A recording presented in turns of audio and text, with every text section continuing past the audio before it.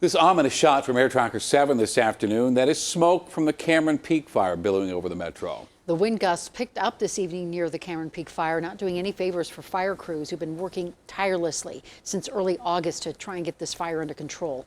This is the largest wildfire on record in Colorado, burning more than 173,000 acres.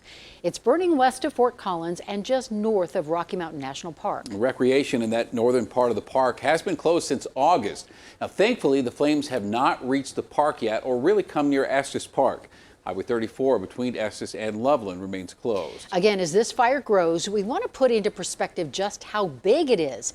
So we took the burn area and overlaid it across the metro.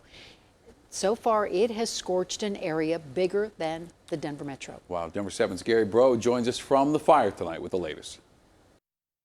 As the Cameron Peak fire continues to burn behind me, more mandatory evacuations are being ordered just in the last 90 minutes. Those living between the Pinewood Reservoir and the Flatiron Reservoir are being told to get out as soon as possible. As the largest fire in the state's history burns, concerns over the weekend loom, much like the smoke above it. We are essentially having a repeat of what we had earlier this week. High winds pushed the Cameron Peak fire further east and south over the last few days, increasing the fire by about 28% to more than 173,000 acres. So the fire started right here, and this map here is showing the progression of the fire. This light or lime green, that's Labor Day weekend. This is earlier this week. Despite the fire getting closer to major cities like Fort Collins and Loveland, fire officials are looking more south. We're not concerned about that. We really are concerned about this area here, north of Glen Haven and those communities, since the fire, or the evacuations are northwest of Glen Haven. Bad conditions forced firefighters to have to pull back in some of those troubled areas on Friday.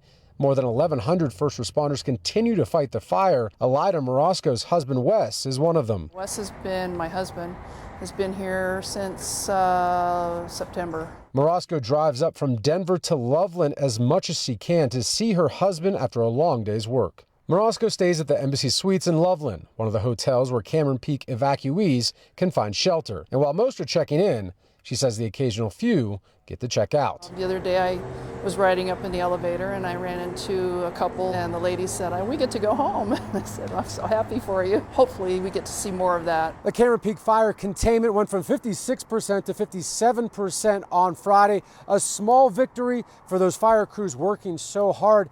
Officials tell me they are looking very closely at 6 to 9 a.m. on Saturday, where they could see wind gusts as high as 70 miles per hour. Reporting here in Loveland, Gary Brode, Denver 7.